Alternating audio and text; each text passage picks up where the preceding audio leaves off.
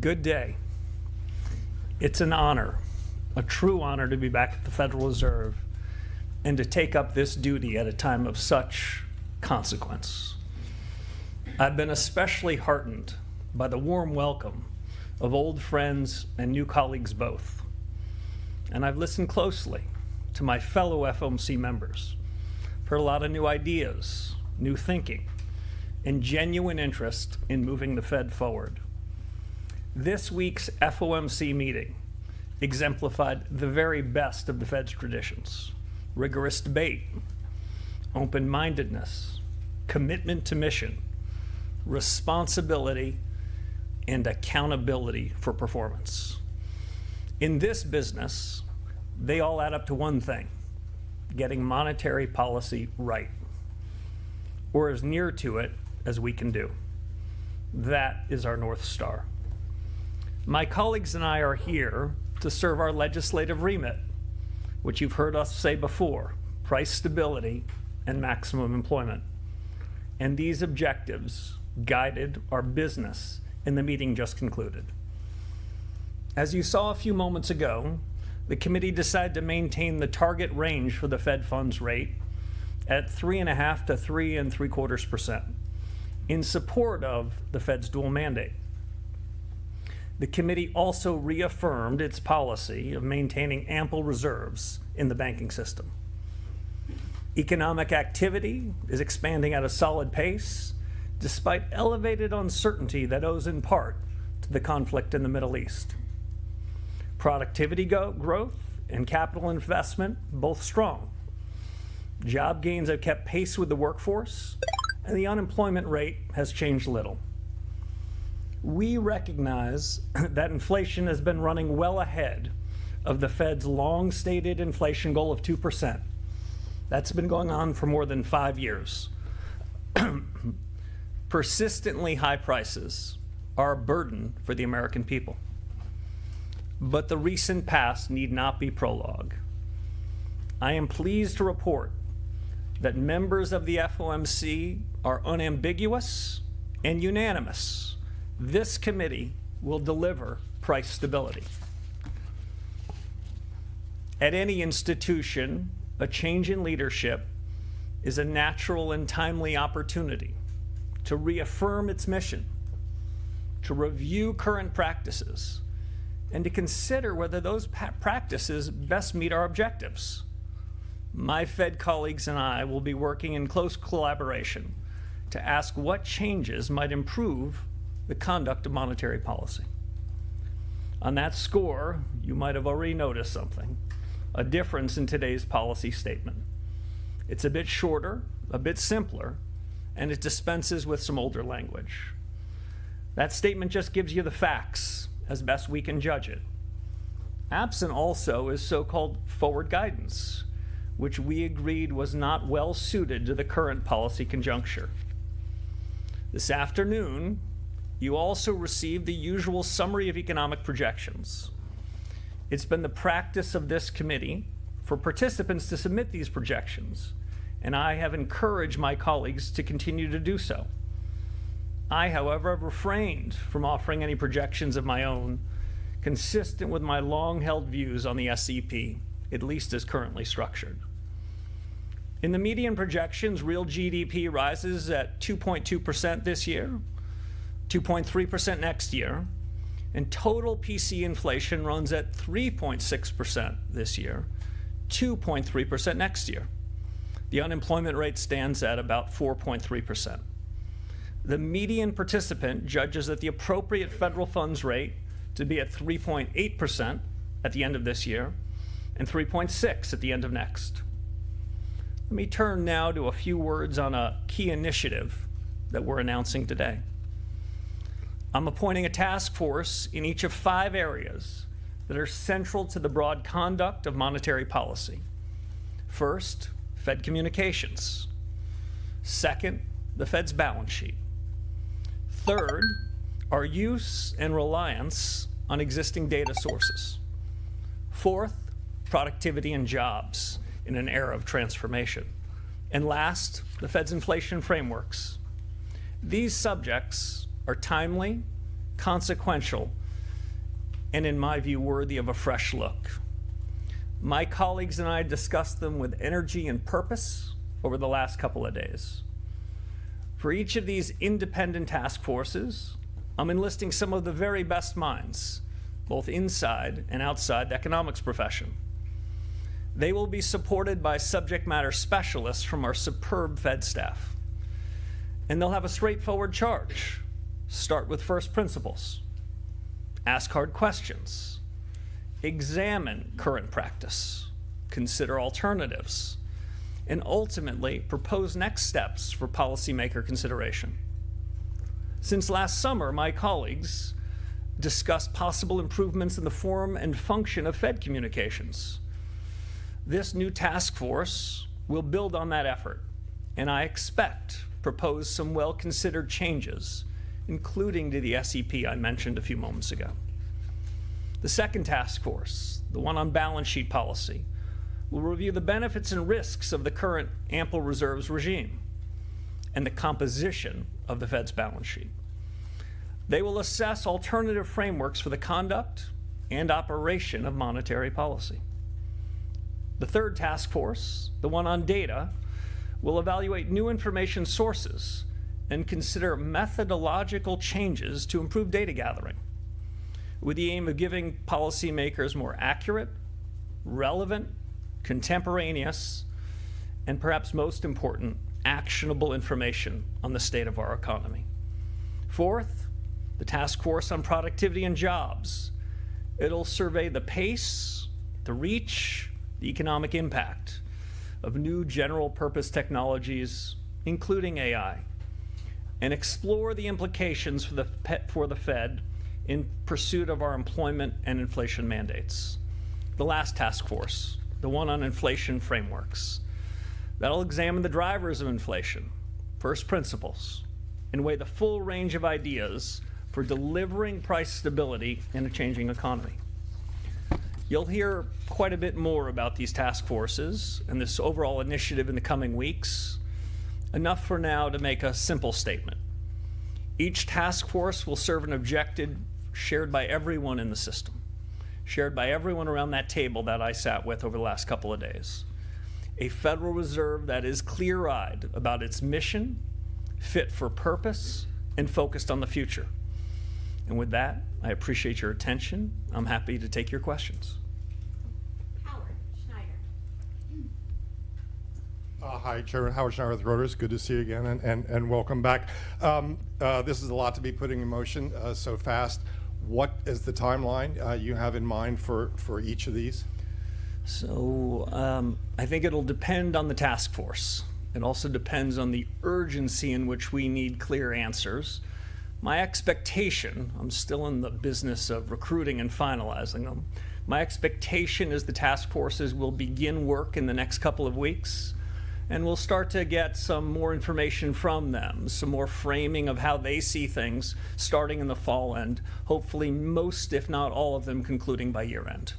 And just specifically on the inflation framework, you talk about first principles. Does this include a review of the 2% target itself?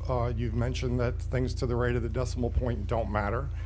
Should this be starting from a premise that 2% as a point estimate is too strict? Let me break that into two pieces. First, on the inflation framework review, their remit is what are the drivers of inflation? What's the Fed's responsibility for inflation? In part, how do we measure inflation? But that'll overlap with my data group. On the 2% inflation objective, that is the Federal Reserve's long-held objective of 2%. You've heard me say before, I tend to focus on the left of the decimal point. Well, the 2 is the left of the decimal point. For now, 0 is to the right. I see no reason until we have reestablished our commitment and ability to deliver on the 2% inflation objective to revisit that. So that'll be outside the scope of what we're taking on.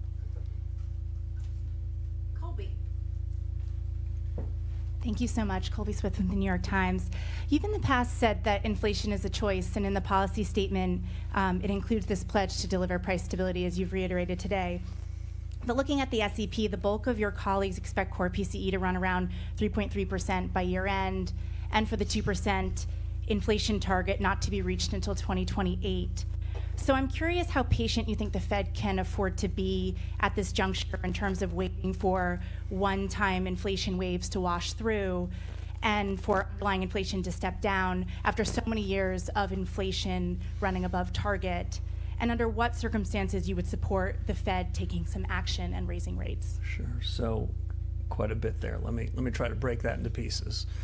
First, we have the capability and commitment to deliver on our price stability objective of 2%. That's exactly what we're going to do. In the Fed's review of its strategy over the last any number of years, in January, the Fed, including the strategy that we're still bound by, the Fed statement says that inflation is primarily determined by monetary policy. You bet it is. I've said for years inflation is a choice. You bet it is. And today I'm announcing that this committee unambiguously and unanimously have decided we are going to deliver on that. The rest of your questions sounded like an encouragement for me to give forward guidance. We've dropped forward guidance. Some along the committee, I think, dropped it, I suspect, from our discussion the last couple of days, because they said at this moment in time, it doesn't feel as though providing forward guidance is right. Others have, I'd say, different views and think as a general proposition, forward guidance isn't the business we should be in. But that'll be taken up by the Task Force on Communications and my policymaker colleagues. We're going to listen hard to what the experts say and make our own decision. But I can't give any forward guidance about what we're going to do next. The good news is we'll be meeting in 6 weeks. So just following up, I guess, on the current policy settings, then I am curious how restrictive you think things are at the current moment, given the flow of data that we've seen and forecasts that are coming down the pipeline. Yeah, I've heard characterizations both inside and the Fed about that. I'll give you my own. It's uneven. If I look at the housing markets as one example, Fed policy isn't the single determinant of the state of the housing market. But broadly, I would say there, Fed policy appears to be somewhat restrictive. I would have a hard time managing to say those words if I were to see what's happening in financial markets. So I'd say it's uneven. That's perhaps a function of different transmission mechanisms of monetary policy, whether monetary policy is coming from our interest rate tool or our balance sheet tool. But the good news, we have a task force on that too, and the balance sheet task force will be looking more at that subject. You said you don't like forward guidance. You dropped it from the statement this time. But with the dot plot, 9 members suggested that they want a rate increase by the end of the year. And the markets have taken that as forward guidance. So what does this mean in terms of how you guide the markets and in terms of what the dot plot's future is? I'm going to have to give you the same answer I gave to Ms. Smith. We've got a task force for that. I'll give you a little bit more. I reviewed the dot plots, and when I saw the submissions, I noted that all the submissions were coming in with pencils, those kind with the big erasers. That's to say that I think my colleagues around the table, when they submitted their dots, understand the world is changing quite quickly.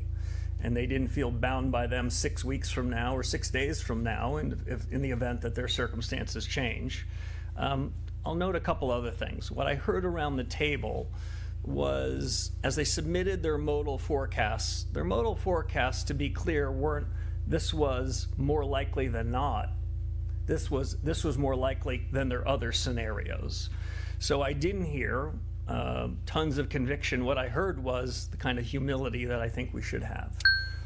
I did not submit a dot. For me, it's not helpful in the conduct of policy.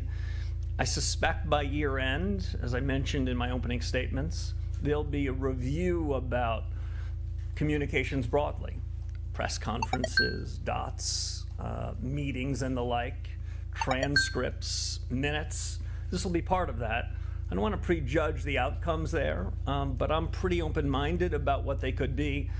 And I was just incredibly impressed over the last couple of days. My colleagues over the last 2 days, and frankly, over the first 3 weeks I've been here, they've been very open about changes. Change isn't easy, change is filled with risk, but our number one goal is to get monetary policy right. The way to get monetary policy right is to deliver on the remit that Congress gave us, to deliver on price stability, and there was no disagreement on any of those points. At the risk of possibly getting the same answer about task forces, communications, what is your feeling about these news conferences? Are you going to continue one after every meeting? Do you find them useful? What is the future for the way Kevin Warsh will communicate? Well, this one's probably got another 15 or 20 minutes in it, so I don't want to prejudge the outcome. Press conferences can be a very useful way to communicate with households, businesses, and more broadly, through using the likes of you. I had a great old mentor named George Schultz, and his mantra was press conferences are useful, but when you have one, you want to make sure you have something important to say. Today, I think we had something important to say about our commitment to deliver on price stability, our commitment to rethink practices with an eye of moving the Fed forward, and to give you and the American people a sense that these aren't idle thoughts, these are concrete thoughts, that we're going to seek out the best minds, both the best thinking inside of the Federal Reserve and the best people I know in business and economics and the academy and technology and the rest, to share their views. That's what we're going to be doing here, the pursuit of truth. I think we're going to come up with some new and interesting things. We made some changes today. I expect more changes to come. And some of those might well be worthy of a press conference. Chris Rugaber. Hi, Chris Rugaber at Associated Press. Thanks for taking our questions. Could you give us a sense of how you see inflation more in the long term? I know you may not want to comment on the ups and downs, but is this mainly driven by energy prices in the Iran war at this point, or do you have any concerns about underlying inflation pressures in the economy? Thank you. So I can't do much better than the committee just did, so let me restate it. Inflation remains elevated relative to the committee's 2% goal, in part reflecting supply shocks that have driven price increases in certain sectors, including energy. The paragraph goes on to say, but to be clear, the Fed will deliver price stability.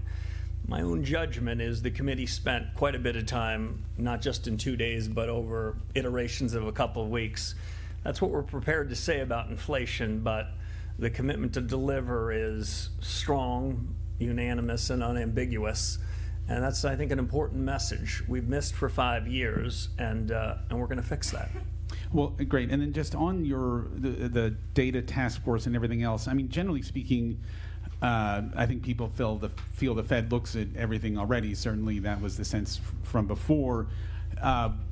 Is there data that you feel is not given enough weight? I mean, you mentioned the trim to mean in the past, but again, that's well known to certainly most Fed members. So what is that task force looking at, and what might be I mean, I know you don't want to prejudge the outcome, but are there examples of data that you expect might be given more weight? Thank you. So you're answering my question, so let me say I don't want to prejudge the outcome. I also don't want to say too much about what they're going to do because I still have a phone call or two to make before I've nailed down the people that are doing that. I'm interested in what the outside experts' view is on the subject. I'll say this generally. Most of the data that central bankers and other government officials in the United States consume come with old-fashioned survey methods, a national accounts of what the U.S. economy looks like that looks very little like the U.S. economy in 2026. Survey methods that don't have response rates that we need, asking questions that might have been quite applicable a generation ago that are less applicable now. So even inside of official statistics, I would be open-minded if the task force and our own best thinking had recommendations how those official statistics can be brought up to a standard of our time using new analytic methods. I'd also say this, almost every private company CEO that's running his or her business are doing so with real-time information that isn't subject to much revision, that is telling them what just happened at that very moment. As you know, there are normal, long and variable lags in the conduct of monetary policy.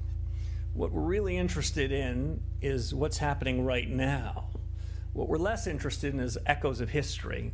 And you're hearing from my answer that some of the data that we receive that we're waiting on, the first Friday after the month, the payroll index or something else, that might be an echo of history that's quite useful on its third revision. We need to take those error bounds down because we have to make hard decisions in real time. I'm really open-minded that there is a lot of new data sources that we can learn from the private sector, from reforms in the official sector, and new analytic techniques that are far more refined than asking a simple question about whether something was core or non-core. Edward. Thanks. Welcome, Mr. Chairman. Edward Lawrence with Fox Business. So if you don't give a lot of ongoing forward guidance, won't the markets have more volatility, and shouldn't Americans have more access into what you're thinking going forward? So I think financial markets perform best when they react to incoming data. I think the financial markets work less efficiently when they ask a question, how will the Federal Reserve react to that incoming information? The more that markets are paying attention to what's happening in the real economy, deciding what's good data and what's less good data, the more financial markets can price what they believe is the most likely and what are the tail risks. Financial market prices are probably the most important source of information to guide central bankers. But when all the financial markets are doing is reflecting back what we've said, then we're taking the most important source of information and we're being blind to it. I'd like us to create a system where those blinders come off, where markets are following data that they efficiently think is reliable, and they'll be watching data, we'll be watching data, they'll come with better information through market prices to us. We can make more informed decisions with ultimately the goal that I said at the outset, deliver on the price stability objective that Congress told us to do and that we've got to get in the business of doing. Yeah, if I could take you in the meeting a little bit. This is your first meeting. The board members seem fairly hawkish when you listen to, in general, when you listen to what they're saying. Was there any discussion of a rate cut going forward today? There was one proposal on the table. There was no discussion of any other proposals. The discussion on that proposal, I would say, was quite limited. The group was unanimous and unambiguous on it.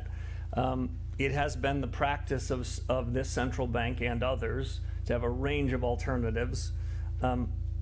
Today we had one. I thought it furthered the discussion, deepened it, and made it clear what we needed to do and how we needed to deliver. I wouldn't prejudge what happens in the future, but there was only one big subject for us. We took it on. We had a good family fight on it for a couple of days, and we ended up, I think, in a better place. Claire. Thanks a lot, Claire Jones, Financial Times. Coming to this blind, reading this very nice short statement that I think we've all appreciated in the room, one might wonder why you didn't raise rates today, considering what you're saying here about the risks to US inflation and your mandate. I guess, why not, and what would you need to see in order to get to that place? And secondly, on your task forces, are there any best practices at other central banks that you'd consider looking at? Thank you. Yeah. I'm glad they're in the practice of giving you two questions, because my answer to your first question was going to be very curt. I've got nothing more to say than the statement itself. And to the point of the question I got before, market reactions to what we say unfiltered, I think is more helpful than having delivered a statement, me then improvising further upon it. Best practices of task forces. This is a subject I've thought some about. I've been on a task force or two in my life. Best practice, find the best minds. Ensure that the task forces have a range of people, both by backgrounds and predispositions, so they too can have a bit of a family fight. Make sure when you establish a task force that the group that's going to be the recipient of the information feels as though they've got some equities in it too. That's why we're looking for, haven't done the final roll call, some of the most significant talent we have in the building and across the reserve banks on each of these, and in some sense seconding them to this group for a period of some number of months, so that the leaders of the task force know what the most analytical central bank in the world thinks about that. They can reflect on it. And a final best practice, we're not outsourcing decisions to anybody.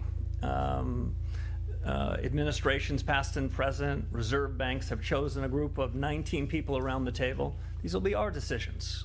We can agree to some of the recommendations, disagree with others, have a good family fight about it.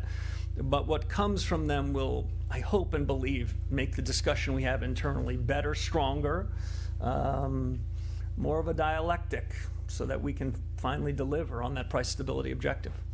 Just a quick follow-up on your markets point. If you look at 2-year yields, they're really suggesting that markets think more tightening is needed. Would that be your read on what the 2-year yield is saying as well? We were in such a good place. This is why we don't do third questions, I presume. I'm not going to offer any commentary on market reaction over the last 30 or 60 minutes. What we've given markets is a new chapter for the central bank, some fresh thinking. What we've given markets and households and businesses, I think, is a commitment to ask ourselves hard questions such that we can deliver on the promises that we've made before. This is a lot of change for financial markets to digest. I wouldn't be particularly intrigued by how they react in the first several minutes or even first several days. What I think is most important is that financial markets, and at least as important, households and businesses know that this central bank will deliver on price stability. Brian. Hi there, Chairman Warsh. Brian Chung with NBC News. Thank you for taking our questions. So when you say that we've dropped forward guidance for the layperson, that might sound like the Fed's going to say less or offer less insight into where their borrowing costs might go. So for the person that maybe you might run into at the grocery store, where the price tags are rising at a faster pace than their wages at the moment, how would you explain it to them? I don't know if task force might be the answer there, but how would you kind of communicate this era, this chapter of the Fed? If I told somebody in the milk aisle that I had a task force for that, I think that would be doing a very poor job, so I appreciate it. If I saw somebody in the grocery store, what I would say to them is that we cannot have a very significant effect on particular prices. The price of oil in the markets today, or even the price of a dozen eggs, that does not have first order consequences to what we're doing. But we do have a really important job there, and it's to make sure that those changes in oil or beef or eggs or milk don't broaden in the economy, don't have second and third order effects. That's our job, that's our commitment, that's our capability, and we're going to deliver on it. And then is the Fed's relationship with the Treasury also under review? There was the normal breakfast meetings with the Treasury Secretary. Is that something you intend to continue doing? And have you had conversations with the President since you're swearing in? So on the President, I don't have anything for you.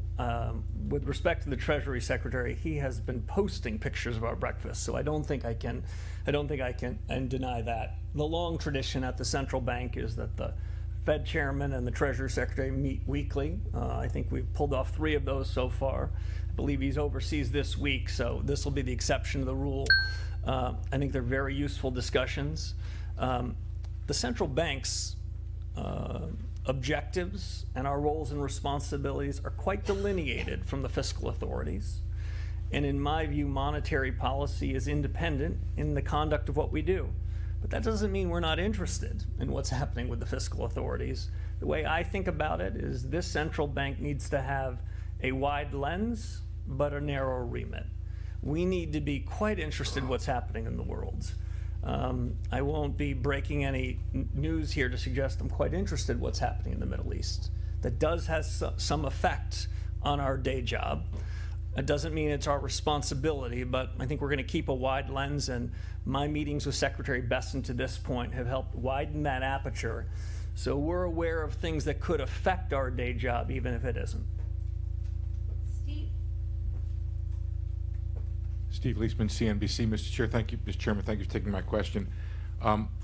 You had said in the before you became chairman that you thought productivity was a reason why the Federal Reserve could lower interest rates. Do you still believe that to be the case? So the committee had a discussion of productivity today. AI came up. The way I thought about it before and socialized with the group is that artificial intelligence, the latest generation of general purpose technology, is perhaps as important a change in the economy and business and households that we've had in my adult lifetime. It is filled with both a huge opportunity and with risks. I take both of those very seriously. You may have heard me say before that AI is shorthand perhaps for American ingenuity. That doesn't mean that it's going to be easy. That certainly doesn't mean it's not going to be disruptive. But over the long term, my conviction, and I heard quite a bit of support for this around the committee today, is the United States is a winner as we go down this. The United States is ultimately going to be better off in that. Now, to bring that back to the conduct of policy, timing, scale, speed, implications for output and employment, it's one of the things we have a task force to do. If you don't mind, a follow-up from the other side, which is that when you look at the strong job growth that's out there, the elevated inflation, GDP seems to be going pretty good, and the stock market seems to be soaring. Do you look around this economy and see the funds rate being restrictive? So that's your second question. I'm going to give the same answer that I gave before. I'd say as I think about the conduct of policy, what matters is what's the effect of policy. Not what do we say, but what happens. And the best way I can describe it is it's uneven. I do see some restrictiveness in things like housing. It's hard to use those same words anywhere else. I'll just make one other point. You talked about one of our dual mandates on the employment side. I don't believe that we have a cruel choice. I don't share the view that was expressed a few generations ago that Federal Reserve chairmen show up at a podium like this and say, you got to choose. And you're going to have to decide whether you're willing to tolerate higher inflation to put more people at work. I don't believe in that. What I believe is if we do our job, we can make strong growth, low prices, and strong employment mutually compatible. And so what you heard from the committee today is we've got some work to do on the price stability front. Nick. Thank you. Nick Timmeros with the Wall Street Journal. Chairman Warsh, you've said repeatedly credibility is earned by delivering. If credibility requires delivering, the move would be to tighten, or at least to threaten to. Now, you didn't do that today. Why not? That judgment you expressed was not expressed by any of the 19 people around the table. We'll be meeting in 6 weeks, and we'll take up the issue again. And if I could ask about AI, the build-out is generating enormous demand right now, CapEx, data centers, power. The productivity payoff may be further out. So in your judgment today, is AI adding more to demand or to supply? It's a good question. At the central bank in an economics profession, what we spend most of our time doing is counting demand. It's easier. We can see it, we can count it, we can check it, we can revise it. What we do, though, is we infer supply. You'll notice in the second paragraph of what one of your colleagues described as a very short statement, we have a sentence on the demand side and a sentence about the same length on the supply side. They're both important. Just because we can count one better than the other doesn't mean we're going to favor one more than the other. With respect to AI and the growth of data centers and infrastructure around it, we're counting the demand side, and it is no doubt showing up in GDP figures. We can be less certain when we infer the timing and extent of the growth in the supply side. It may well be an intuition the supply side is going to expand, but it'll take longer. I just describe it this way. There's a race between supply and demand. Milton Friedman says that the only thing we know about economics is that there's a supply line and a demand line they ultimately cross. When they cross and what are the implications for policy? The good news for you is we have a task force for that. Andrew. Thanks, Mr. Chairman. It sounded like on the task force on data that you were looking at overhauling or completely overhauling the system of national accounts, the way the government mines the economy. Is that your ambition? In a word, no. In a few words, much of this data gathering happens in other government agencies to which we owe a tremendous amount of respect, tremendous amount of deference. But if in the course of this we come up with recommendations, which Fed staff have already begun to develop, about things that they could be doing to help inform us as policymakers, we're not going to hesitate. Again, I don't want to try to delineate the four corners of the research of the task force on data, but I do think there will be a review of official statistics, and at least as important, a view of bringing the best practices from the private sector and new analytical tools made possible by AI, so we can forge these into a fabric that gives us better real-time information. So as I mentioned before, when we're making decisions that we'd say are real contemporaneous data, not data that we call contemporaneous, that's really an echo of history. Okay. Thanks. The other question I wanted to ask is related to the building renovations. Are you considering any changes to the renovations, the projects, just in light of the fact that they became kind of a political football in the last year? I heard something about that. I don't think I'm breaking any news, but my view, when you show up at a new institution, you should go meet with the Inspector General, just as a matter of good practice. It's a practice that I hope to continue. I've had one meeting with the Inspector General, and he told me what I believe the world knows, which he'll be coming out with a report on the building and the building projects at some point later this summer. I'll be interested in reading the report. From my perspective, with a forward-looking glance, is there anything that we can be doing or should be doing from this moment until the completion of the project to do what we can to be good stewards of taxpayer money and make sure that we're delivering on the promises that we made? Some more work to do. You might not be surprised in the first few weeks. I've been somewhat preoccupied on other matters, but I promised to get to the full breadth of the Fed's tasks in the weeks ahead. Victoria. Hi, Victoria Guida with Politico. So I know that you did not submit a forecast, but you are the person who is authorized to speak on behalf of the FOMC. So I'm wondering if you could tell us in the SEP, the increase in the expectations for inflation, is that all because of the Iran war? What was the discussion around what would the expectations for inflation being higher and also potentially growth being slower? So my read of what I heard in the room reflected, I must admit, in the SEPs, is half of my colleagues thought the policy rate, given all those developments, should be at this level or lower between now and year end, and the other half thought higher. That 19th voter was me, and I didn't submit one. There's a range of views on the questions of first and second round effects, no resolution or conviction, but we'll be meeting again in 6 weeks. I think we're going to know more then, and I think that my colleagues are very attentive to incoming developments between now and then. And can I just quick follow up on the SEP? You said that you're still encouraging your fellow committee members to submit forecasts even if you're not doing it. So what do you think is the benefit of them doing it even if you don't? That's the commitment that the FOMC made, and it's a commitment that I hope we live up to. Commitment we made was to deliver price stability. I expect us to live up to it. By the time we get to the end of this year, as I mentioned, I wouldn't be surprised if there was a new communications framework, there were some changes to the SEP. That's a committee discussion, a robust discussion. I think we'll have it. I believe we're going to come to a better mix of communications to deliver on what we promised, but I wouldn't want to prejudge what those are. But between now and then, I would continue to expect colleagues to submit their SEPs.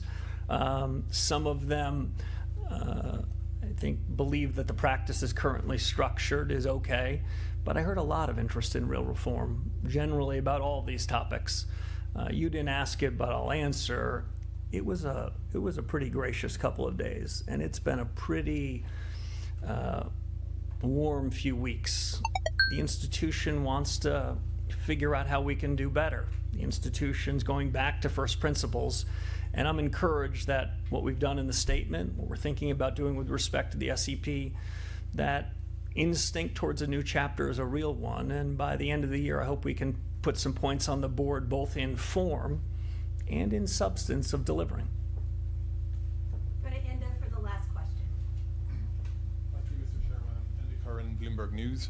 Could you guide us through, please, some of the principles that guide your own reaction function, and tell us a little bit about the kind of conditions that you think when the Fed should respond? It's going to be a very unsatisfactory answer to the final question. The Federal Reserve has a lot of responsibilities, not just in monetary policy, but in supervision and regulation, consumer affairs and payments.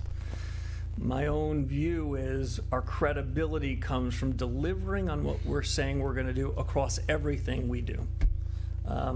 I've devoted more time in my first 3 weeks to monetary policy than all those things. But the more we deliver on our promises as good supervisors and good regulators, the more benefit we get, the more credibility enhancement we have in monetary policy.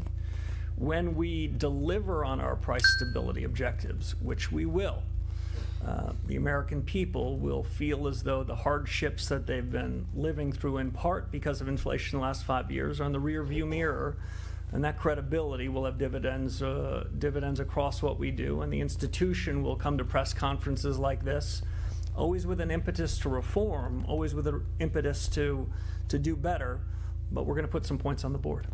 Mr. Chairman, we've had strong labour data in recent months. How would you sum up the labour market right now? Do you see it as stable and as potentially a source of inflation? Thank you. Yeah, so the committee, if I were to try to capture how the committee thought about it, the committee thought that the labor markets were stable. There were some people around the committee who thought that it was trending better than that. Trends matter more than data points. What's happening over 3 or 6 months matters more than any one data point, any one data release. And I'd say the jobs data has been moving in a good direction. If I heard one other thing around that subject over the course of the last couple of days, what I heard was that strong productivity-led growth is not something that we fear, but something we embrace. Thank you all very much.